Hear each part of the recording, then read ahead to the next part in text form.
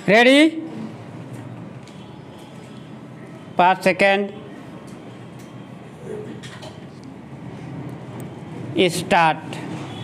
वित्त मंत्री निर्मला सीतारमण की ओर से संपर्क शासन के समय के आर्थिक कुप्रबंधन को प्रकट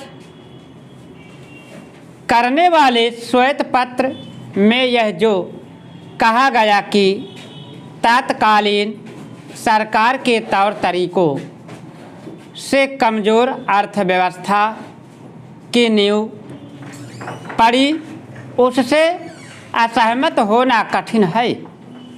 यह संतुष्ट ही है कि कांग्रेस को यह श्वेत पत्र रास नहीं आया और इसीलिए उसने मोदी सरकार के कार्यकाल को लेकर आनन फानन अपना स्याह पत्र पेश किया और यह गिनाया कि कैसे यह सरकार हर मोर्चे पर विफल रही।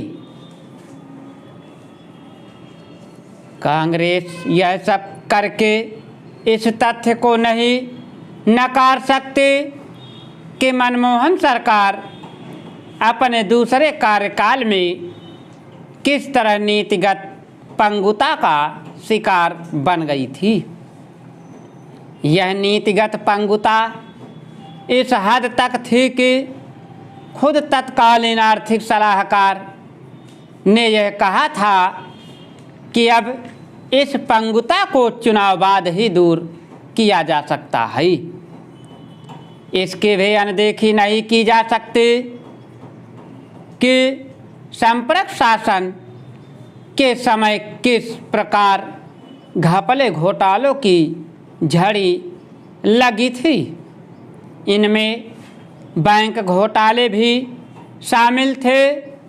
मोदी सरकार के समय जो तमाम बैंक घोटाले सामने आए और जिनका भारतीय अर्थव्यवस्था पर बुरा असर पड़ा, उनकी नींव मनमोहन सरकार के समय ही पड़ी थी। इन घपले घोटालों को लेकर मनमोहन सिंह ने कहा था कि गठबंधन सरकार की कुछ मजबूरियां होती हैं।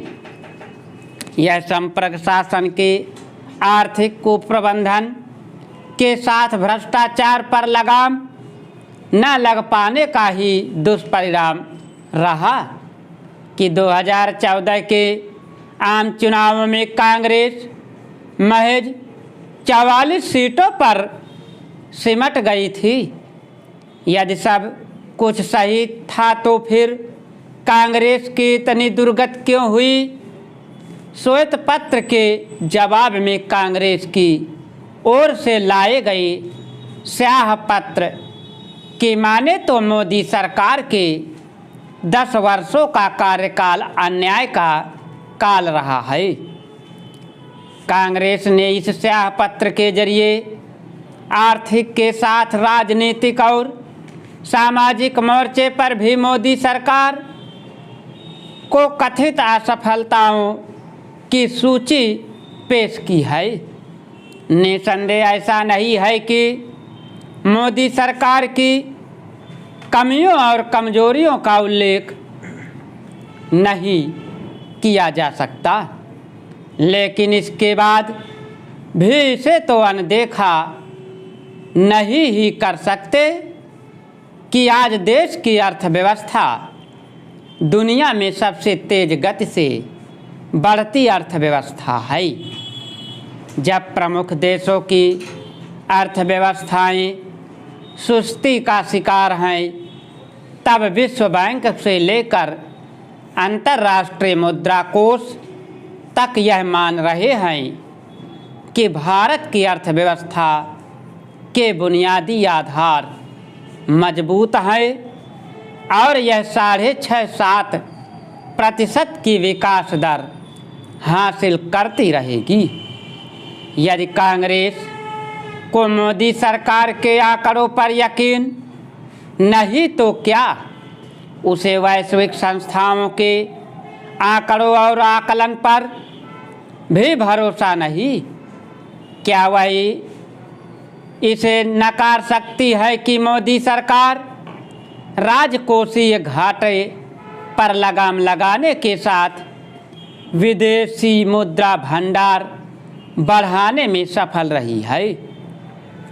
इसी तरह यह इस बात को ओझल कर सकती है कि बीते 10 वर्षों में आधारभूत ढांचे का द्रुत गति से विकास हुआ है।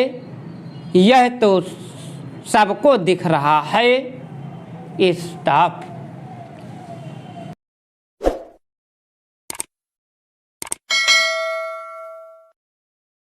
अगर तुम लोग नए हो तो सब्सक्राइब करो, वो जो लाल वाला बटन है उसके साथ सूर्य नमस्कार करो या फिर अनुलोम विलोम, मुझे नहीं पता, बस क्लिक हो जाना चाहिए। अब मैं भी